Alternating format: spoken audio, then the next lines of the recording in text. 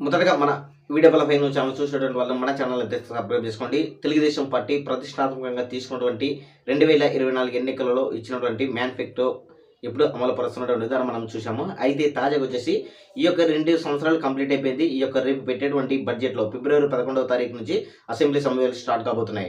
అయితే ఈ యొక్క అసెంబ్లీ సమావేశాలలో 2026కి 27కి సంబంధించి కూడా బడ్జెట్ ప్రవేశపెట్టబోతున్నారు. అయితే ఈ యొక్క బడ్జెట్లో వచ్చేసి ప్రతిష్టాత్మకంగా వచ్చేసి అంటే ఇప్పుడు కూటమి ప్రభుత్వం వచ్చేసి ఆడబిడ్డ అనేది అంటే 18 సంవత్సరాల నుంచి కూడా 59 సంవత్సరాల్లో ఉన్నటువంటి ప్రతి ఒక్క మహిళలకు కూడా ఎన్నికల హామీలలో ఇచ్చినటువంటి విధంగా రూ. 1,500 కూడా నెలకు వేస్తున్నటువంటి విధానం కూడా వాళ్ళు హామీ ఇవ్వడం జరిగింది. దాన్ని బేస్ చేసుకుని కూడా ఈ యొక్క అసెంబ్లీ సమావేశాలలో ఆ యొక్క బడ్జెట్లో కూడా ఈ యొక్క పథకానికి సంబంధించి కూడా నిధులు పెట్టే ఆలోచనలో ఉన్నట్టు కూటమి సర్కారు ఆలోచన చేస్తున్నట్టయితే మనకు స్పష్టంగా కూడా తెలుస్తుంది.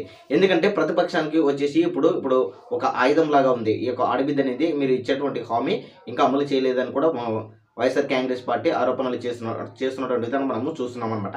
దాన్ని బేస్ చేసుకుని ఈ యొక్క ప్రభుత్వము ఈ యొక్క బడ్జెట్లో ఈ యొక్క పథకాన్ని అమలు చేసే మటుకు డెఫినెట్లీగా అపోజిషన్ పార్టీకి వచ్చేసి నోరు అంటే ప్రశ్నించడానికి ఉండదు అనేది కూటమి ప్రభుత్వం అయితే భావిస్తున్నట్లు మనకు స్పష్టంగా తెలుస్తుంది అనమాట.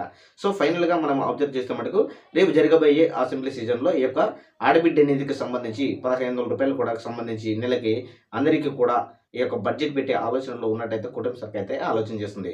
ఇదే కనుక అమలైతే మనకు డెఫినెట్లీగా కూటమి సర్కార్కి వచ్చేసి ఒక పాజిటివ్ వేలో వెళ్తుంది అనేది మనకు స్పష్టంగా కూడా గమనించుకోవచ్చు. సో ఈ యొక్క వీడియోపై మీకు అభిప్రాయం కామెంట్ సెక్షన్ తెలియజేయండి. అదేవిధంగా ఈ వీడియో నచ్చినైతే వేరే వాళ్ళకు కూడా మన వీడియోని షేర్ చేయండి.